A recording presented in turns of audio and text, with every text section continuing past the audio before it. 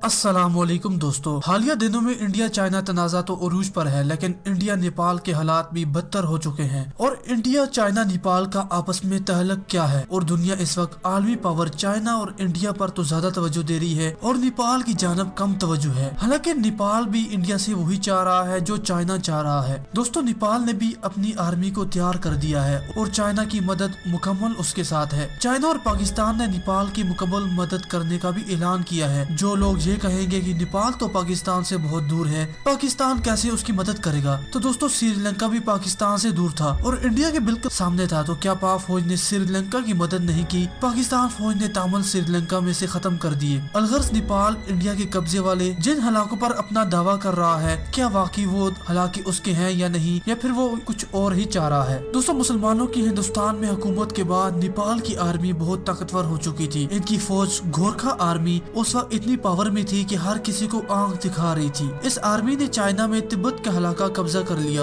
और नीचे की तरफ हिंदुस्तान का एक बड़ा हलाका भी कब्जा कर लिया था। हिंदुस्तान में उत्तराखंड का हलाका भी इन लोगों के कब्जे में आ गया। नेपाल के हलाका दरिया सुतलेज से लेकर तीस्ता दरिया तक हो गया था। नेपाल आर्मी का ये दावा था कि ये हलाके उसके हैं और मुगलिया दौर में उनसे ये हलाके छीन ले गए थे, इसलिए नेपाल आर्मी ने ये हलाके वापस लिए हैं। उस वक्त नेपाल आर्मी बहुत ज्यादा ताकतवर हो चुकी थी, लेकिन इसके बावजूद उसने उन हलाकों पर कब्जा न किया जिन हलाकों पर वो दावा न कर रही थी। दोस्तों, उस वक्त हिंदुस्तान में बरनाम मुगलिया हुकूमत थी और 1816 में यहाँ पर मुकम्मल कंट्रोल ईस्ट इंडिया कंपनी और ब्रिटिश आर्मी के पास था। तो उनकी इतनी बढ़ती हुई पावर को देखकर उस वक्त ब्रिटिश आर्मी ने उन पर हमला कर दिया। ये गोरखा आर्मी बड़ी बहादुरी से लड़ी थी, लेकिन दूसरी तरफ ब्रिटिश आर्मी तादाद में बहुत ज्यादा थी और नए नए हथियार भी उनके पास मौजूद थे, इसलिए वो जीत गई और नेपाल के वो सारे हलाके जो नेपाल ने एक एक करके कब्जे किए थे वो वापस लेकर नेपाल की पुरानी सरहद तक वापस आ गए। उसी के बाद नेपाल अपने उन हलाकों पर जिन पर ब्रिटिश आर्मी ने दोबारा कब्जा किया था वो उसे मांग रहा है, लेकिन अब इंडिया ने इन हलाकों में एक सड़क तामीर की है जिससे नेपाल गुस्से में है। दोस्तों, अब हुआ यूं कि अमेरिका ने तिब्बत में एक आजादी की तहरीक शुरू कर दी है। इस तहरीक का बानी देओ लामा है जो चाइना से जलावतन है और इंडिया में रह रहा है। अमेरिका ने ये चाल चली कि तिब्बत को चाइना से अलग किया जाए। वो क्यों, वो हम आपको आगे चलकर बताने वाले हैं। दोस्तों, चाइना की पावर कुछ कम होगी तो इसी वजह से इंडिया को इस्तेमाल किया और इंडिया के उस इलाके में चाइना को कंट्रोल करने के लिए एक सड़क बनानी पड़ी। इस सड़क के होते हुए नेपाल की सरहद भी गैर महफूज हो गई है और चाइना भी इंडिया और अमेरिका के अज़ाइम जान चुका है। कहने को तो इंडिया ये कह रहा है कि ये सड़क उसने हिंदुओं के शंकर भगवान के मकबरे तक पहुंचने के लिए बनाई है ताकि वहां पर पहुंचने में टाइम कम लग सके।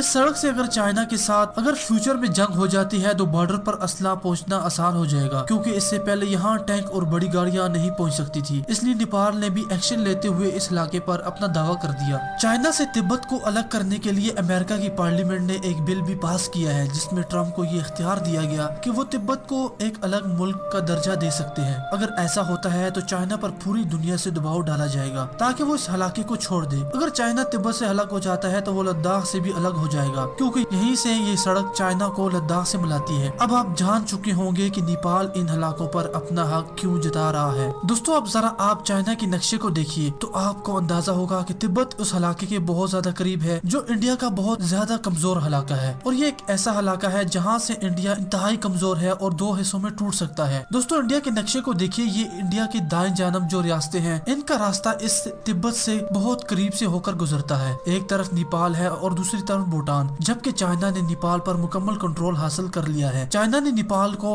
वन बेल्ट वन रोड में शामिल करके वहाँ पर बहुत ज्यादा डेवलपमेंट की है। एक रेलवे ट्रैक और एक बहुत बड़ी सड़क भी बना रखी है जिससे चाइना और नेपाल का ताल्लुक बहुत ज्यादा करीब हो चुके हैं। और जरूरत पड़ने पर चाइना की आर्मी नेपाल में कुछ घंटों में मौजूद हो सकती है। तो दोस्तों, नेपाल को अगर आप देखें तो नेपाल इस जगह के बहुत ज्यादा करीब है जो इंडिया की सबसे ज्यादा कमजोर जगह है। और दूसरी तरफ भूटान है, जबकि भूटान के ताल्लुकात इंडिया के साथ बहुत ज्यादा अच्छे हैं। और दूसरा ये कि इंडिया और भूटान के दरमियान एक सिक्योरिटी एग्रीमेंट है जिसके जरिए भूटान की तमाम सिक्योरिटी इंडिया के पास है और भूटान भी अब न्यूट्रल होता जा रहा है, ना वो चाइना और ना वो इंडिया का साथ दे रहा है। और दोस्तों, इसी तरफ इंडिया की 7 रियासतें हैं। इंडिया की इस इलाके को पूरी दुनिया मुर्गी की गर्दन कहती है, वो इसलिए कि ये इलाका इतना कम है और इतना पतला है कि इसे काटना बहुत ज्यादा आसान है। और अगर चाइना इसे काट देता है तो इंडिया की ये 7 रियासतें खत्म होकर रह जाएंगी। दूसरी तरफ बांग्लादेश है, मतलब वो तो बिल्कुल न्यूट्रल है। ये 7 रियासतें अब बहुत जल्द चाइना के रहमो करम पर मौजूद होगी। दोस्तों, नक्शे को आप जरा देखिए और समझने की कोशिश कीजिए। इंडिया की मुर्गी की गर्दन की इस तरफ 7 जो रियासतें हैं उनमें अरुणाचल प्रदेश, पाटनागढ़, आसाम, दिसपुर,